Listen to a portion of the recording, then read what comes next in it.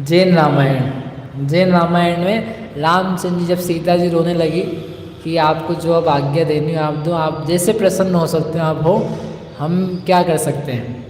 ऐसा करके जब बोला तो रामचंद्र जी ने बोला हम मानते हैं, हम जानते हैं कि आप निर्दोष हो, हमारा श्रद्धांत तो है कि आप निर्दोष हो, लेकिन हमारी जो चेष्टाएं हैं क्रियाएं हैं वे कैसी हैं, वे जगत के अनुसार हो रही है, इसलिए उनसे ऐसा लगता है कि हम आपको दोषवती मानते हैं, लेकिन जगत में आपका अपवाद फैला है, तो उसको दूर करने के लिए आप इन सब लोगों को विश्वास दिलाओ।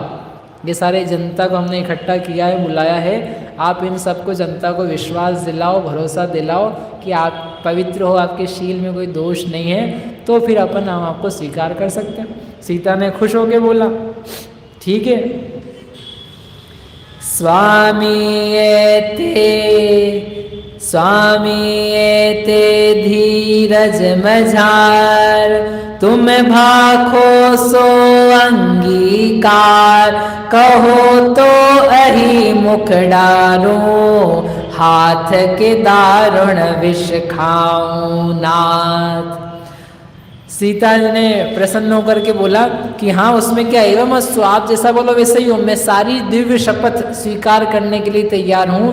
जो जो दिव्य कार्य हैं जो अनेक प्रकार से संभव ही नहीं है, मैं वो सब करने के लिए और बोलने के लिए तैयार हूँ कि मैंने रामचंद्र जी के अलावा अन्य किसी के साथ में कोई मन से भी विचार नहीं किया है, मेरा शील, मेरा मन, मेरा चरित्र पवित्र है।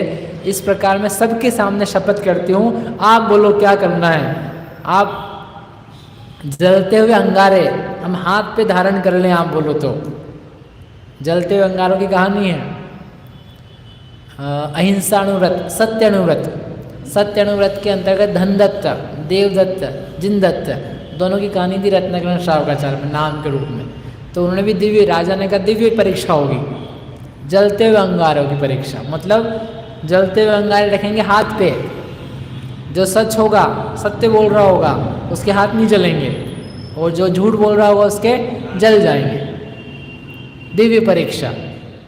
तो सीता ने कहा आप बोलो तो वो करें, नहीं तो जो सांप है, आशीविष सांप, सबसे जहरीला, कोबरा से भी खतरनाक, ऐसा आशीविष नाम का सांप, उसका जहर निकाल करके आप पिला दो, जो विषों में सबसे भी अधिक विषम है, जिसे सूंघ कर आशीविष नाम का जो खतरनाक सर्प है वो भी तत्काल भस्म पने को प्राप्त हो जाता है। मैं वो विष पी सकती हूँ, मैं तुला पे चढ़ सकती हूँ, भयंकर अग्नि की ज्वाला में प्रवेश कर सकती हूँ, अथवा और भी जो कोई शपथ, जो कोई दिव्य काम, जो कोई अद्भुत सा कार्य आपको लगता है, अपने शील की पवित्रता की शपथ दिलाने के लिए आप जो बोलो वो हम सब करने के लिए तैयार हैं। उनको रामचंद्र जी से प्रेम था इसलिए नहीं। आप कह रहे हो हमको अपनी पवित्रता पर पूरा विश्वास है, आपके कारण से नहीं कर रहे हैं। णयवत्थु दो बंधो, आपके कारण से नहीं किया जा रहा है, मेरे में ही जो अध्यवसान है, कौन सा, कि हम पवित्र हैं, जगत को पता लग जाए, कोई लोकापवाद ना रहे, तो उसी के लिए हमने ये सारी बातें कही है। अग्नि तप्त गोलो गहु के, ऊंडा जल की भूलहूँ, पीऊँ सीसो तप्त अबार, तब भाखे रघुपति भूपाल। अथवा तप्त शीशा पी जाऊं, क्या किया जाए आपके लिए, इस जनता के लिए, आप जो कुछ कहो सब तैयार। रामचंद्र जी ने क्षण भर सोचा, वो सोच करके बोले इह तो दिव्य अधिक नहीं खोय, मैं भाखूं अब तू कर सोय, अग्नि कुंड माही परवेश, कीजे देखत सकल महेश। तो रामचंद्र ने सोच करके बोला ठीक है, अग्नि में प्रवेश करो। क्या बुद्धि आई उनकी। आप बोल रहे हो निष्ठुरता किसकी, रामचंद्र जी की कि सीता की, किसका कर्म। तो फिर रामचंद्र जी को क्यों बोल रहे हो। णयवत्थु दो बंधो, रामचंद्र जी के कारण से बंध भी नहीं है, रामचंद्र जी के कारण से उदय भी नहीं है। वो भी किसका है? स्वयं का है। लेकिन फिर भी रामचंद्र जी को बंध जरूर है, उनका स्वयं का अध्यवसान। उन्होंने सीता को देख करके जो परिणाम किए उनका स्वयं का अध्यवसान, स्वयं का अज्ञान। तो रामचंद्र जी ने कहा आप अग्नि प्रवेश करो, क्योंकि उन्होंने कहा था ना अग्नि प्रवेश करूं कि हाथ पे अंगारे लूं कि तुला पे चढ़ जाऊं कि सी जहर खा लूं, आप जो लो सो सब सही।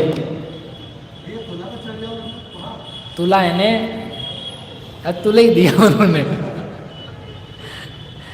उसका कुछ ऐसा मीनिंग होना चाहिए, कोई तीक्ष्ण तलवार जैसी तुला हो, उसके ऊपर चढ़ करके भी वह छेद को प्राप्त ना हो, ऐसा मुझे लगता है। बाकी कुछ एक्सप्लेनेशन और पता नहीं। कोई दिव्य कार्य होना चाहिए जिसमें अन्य प्राणी तो समझ लो नाश को प्राप्त हो जाए, लेकिन जो कोई परीक्षा देने वाला है वो उसमें सफलता प्राप्त करे। तो उत्तर में सीता ने खुश होकर बोला, निशंकितता को जैसे धारण किया हुआ हो अग्नि प्रवेश करेंगे। यानी सोच तो लो एक बार, कुछ सोचना नहीं है, डन। जैसे ही सीता ने बोला हाँ, अब ही पैठू सीता कही, वन्य कुंड करवाजे सही, देहो परीक्षाशील किसार, अब मत करो विलंब नगार। ठीक है, हमें स्वीकार है, आप अग्निकुंड बना दो, हम अभी आज बैठने के लिए तैयार हैं। Not tomorrow, not day after tomorrow, आप तभी ले लो, ये सारी जनता ये आज ही देख ले। ऐसा सीता तत्काल उस बात के लिए तैयार हो गई। जैसे सम्यक दृष्टि पुरुष हो तो अपने जिन भक्ति की निशंकता से युक्त होकर के सदैव कर्म को जीतने के लिए तत्पर रहता है। कब जीतना चाहते हो आप कर्म? अरे कभी भी नहीं जीतना चाहते हो। कब जीतना चाहते हो? अभी हाल, तत्काल। मरना कब चाहते हो?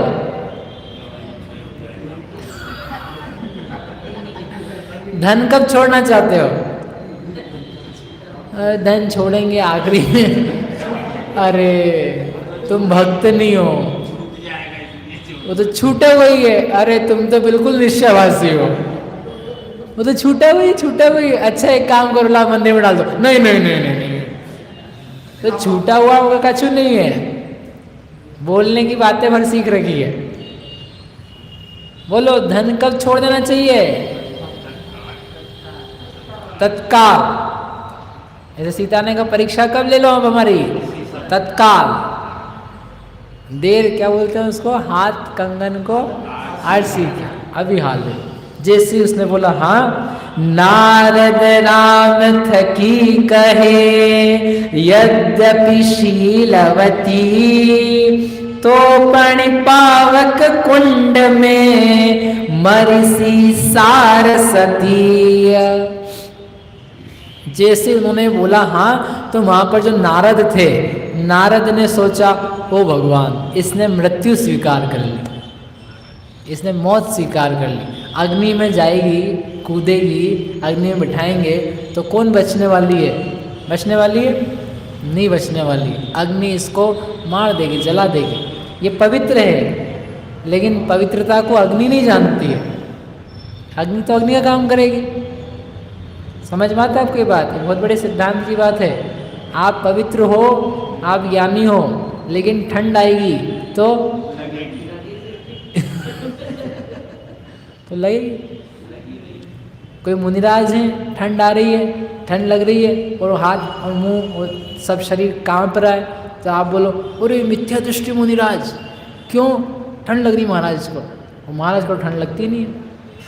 वो तो देह चेतन को भिन्न जानते हुए, आत्मा के प्रचुर स्वसंवेदन में लीन रहते हुए, कषाय से अलिप्त निर्विकल्प विज्ञान घन चैतन्य आत्मा में डूबे हुए, वो कहाँ जाने ठंडी गर्मी बरसात।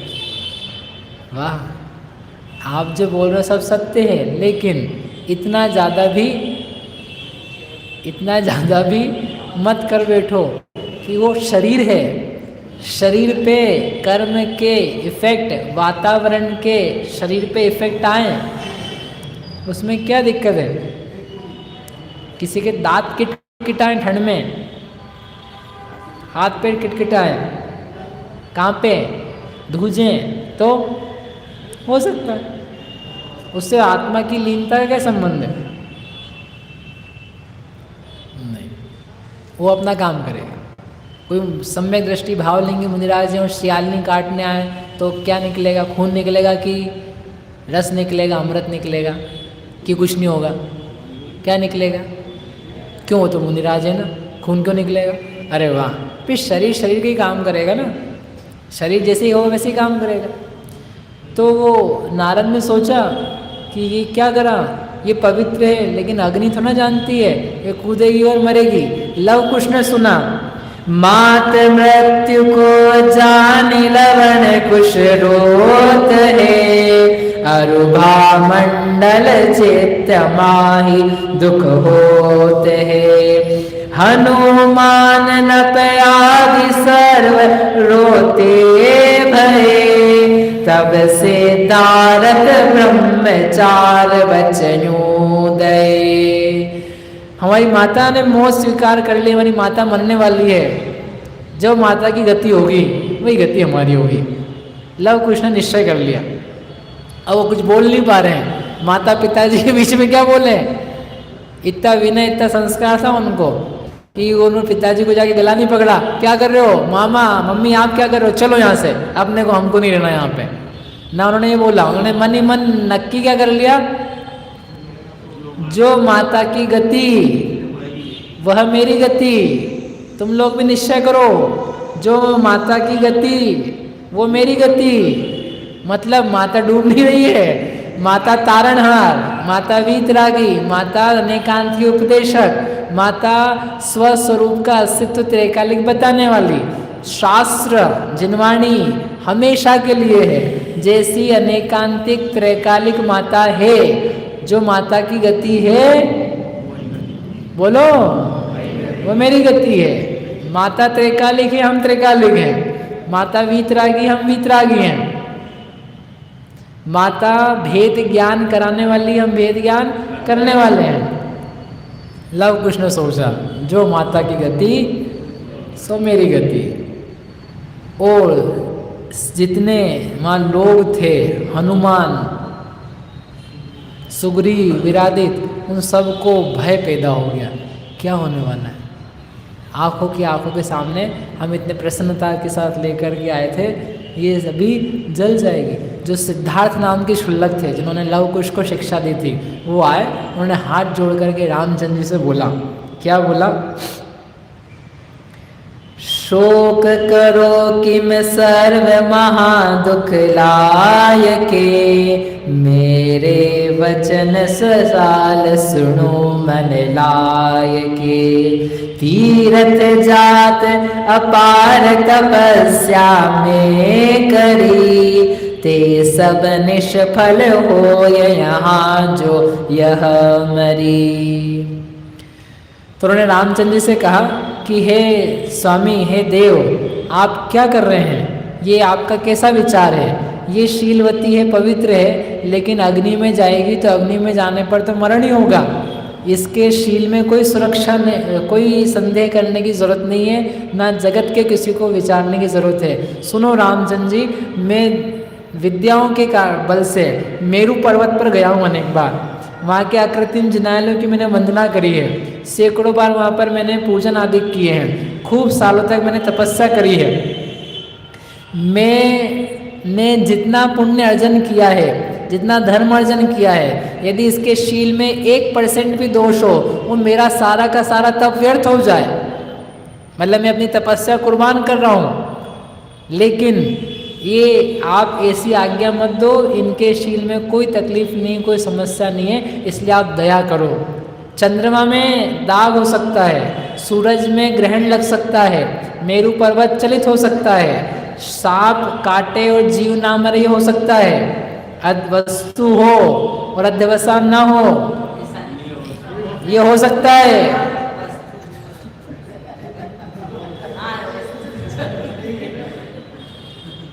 ये हो सकता है, परंतु सीता का अपवाद किसी भी प्रकार से सत्यता को प्राप्त नहीं हो सकता, वो सब झूठ है, वो सब बकवास है, वो सब असत्य बातें हैं। आप इस बात का विकल्प छोड़ दो। आप ये चीज़ जो आपने दी है, मैं जोर दे के कहता हूँ कि मेरी सारी वंदनाएं, मेरी सारी तप, मेरा सारा उपवास निष्फलता को प्राप्त हो जाए। मैंने वस्त्र खंड धारण करके, क्षुल्लक जी थे ना, वो वस्त्र खंड धारण करके 1000 वर्ष तक तप किया है। वो ये तुम्हारे पुत्र ना हो लवकुश यदि, तो वो सारा का सारा मेरा तप व्यर्थ हो जाए। मैं उस तप की शपथ लेके कहता हूँ ये आपके ही पुत्र हैं। इसलिए हे राम, जिसमें भयंकर ज्वालाएं उठ रही है अग्नि की, जो वो सबका संहार करने वाली, नाश कर देने वाली है, जिसमें सब वस्तुएं जल के नष्ट हो जाती है, ऐसी अग्नि में सीता प्रवेश नहीं करें। आप ऐसा मत करो। और सुल्लक की जब ऐसे उन्होंने बात करी, सब जितने वहाँ राजागण थे, विद्याधर थे, सेठ थे, सेनापति थे, जो अलग अलग जगह के लोग आए थे, सब लोगों ने बहुत अच्छा, बहुत अच्छा, बहुत अच्छा बोला, अच्छा किया, ऐसे ही किया जाए, ऐसे ही किया जाए, कोई परीक्षा की आवश्यकता नहीं, कोई अग्नि में जाने की आवश्यकता नहीं। सब ने उसकी अनुमोदना करी। जैसे भगवान दीक्षा लेते हैं तो लोकांतिक देव आकर के अनुमोदना करते हो, सारे वातावरण में आ गया, हाँ बहुत अच्छा, कोई जरूरत नहीं, कोई जरूरत नहीं है। सब ने बोला हे राम, सौम्यता को प्राप्त हो, प्रसन्न हो, शांत हो जाओ, मन में अग्नि का विचार मत करो। सीता सती है, सती है, इस विषय में अन्यथा कोई विचार ही नहीं है। आप ऐसा कठिन कार्य मत करो। ऐसे पूरे वातावरण में सबके आंखों से आंसू निकल रहे थे, सब गदगद हो रहे थे हृदय से, सब विलाप को मानो प्राप्त हो रहे थे कि क्या इन्होंने निर्णय दे दिया है। सब बातें सुन करके रामचंद्र जी बोले, क्या बोले? ओहो, कल ही बोल पाएंगे। रामचंद्र जी बोले आपको इतनी ही दया आ रही है तो पहले क्यों लोकापवाद किया? क्यों तुमने सीता के बारे में इतनी सब बातें कही? आप ही लोगों ने कहा था ना, मैंने तो नहीं कहा था। अब भुगतो, सीता को अग्नि में प्रवेश तो करना है। हे मानवो, यदि इस समय आप लोग इस तरह दया प्रकट करने में तत्पर हैं तो पहले आप लोगों ने अपवाद क्यों कहा था? इस प्रकार लोगों के कथन की अपेक्षा ना करके जिन्होंने बस अपने कार्य को करने में मन लगाया था, इसे रामचंद्र जी ने सेवकों को बुलाया, आज्ञा दी, जाओ तैयार करो इतना बड़ा विशाल कुंड। कितना बड़ा वो आपको कल बताएंगे। क्या ज्वालाएं उठ रही हो उसमें। कल्पांत काल पवनोदत वन्य कल्पम, श्लोक पढ़ के आना कला। वही वाली कल्पांत काल की प्रलय वाली अग्नि प्रज्वलित होने वाली है। उसके बीच में और भी कुछ घटने वाला है, वो क्या होगा वो अपन कल देखेंगे। लेकिन सीता की निशंकता का विचार करना, सीता किस प्रकार से शांत है। सब लोग रो रहे हैं, अब सीता नहीं रो रही है। रामचंद्र जी ने जब ऐसा देखा था तो थोड़ी देर के लिए रोई थी, अब उन्होंने स्वीकार कर लिया ना, अब वो मजे में, वो नक्की कर लिए अपने को प्रवेश करना है। मर गए सो मर गए, जी गए सो जी गए। दोनों ही परिस्थिति में अपनी तो जीत ही है, अपनी तो जीत ही है, दोनों परिस्थिति में जीत है। इसलिए सीता निश्चिंत है। सीता के चेहरे पर आ, उसका चेहरा देखना, उसके चेहरे पे कोई शिकन नहीं, कोई विचार नहीं, कोई दुख नहीं, कोई संताप नहीं, कोई रिग्रेट नहीं, समाप्त। और बाकी सब लोग, अब बाकी सब लोग परेशान हो रहे हैं। हनुमान रो रहे हैं, सुग्रीव रो रहे हैं, विभीषण रो रहे हैं, विराधित रो रहे हैं, लक्ष्मण जी परेशान हैं, रामचंद्र जी की हालत अभी देखना क्या होने वाला। अभी तो वो थोड़े कम परेशान है, अभी ज़्यादा परेशान है। कैसे कैसे प्रकार के निर्णय हो जाते हैं, उदयों की विचित्रता कैसी हो जाती है, ये जान करके, ये जाने। उदय कर्मों के विविध विध सूत्र में जिनवर कहे, किंतु वे मेरे नहीं, मैं एक ज्ञायक भाव हूँ।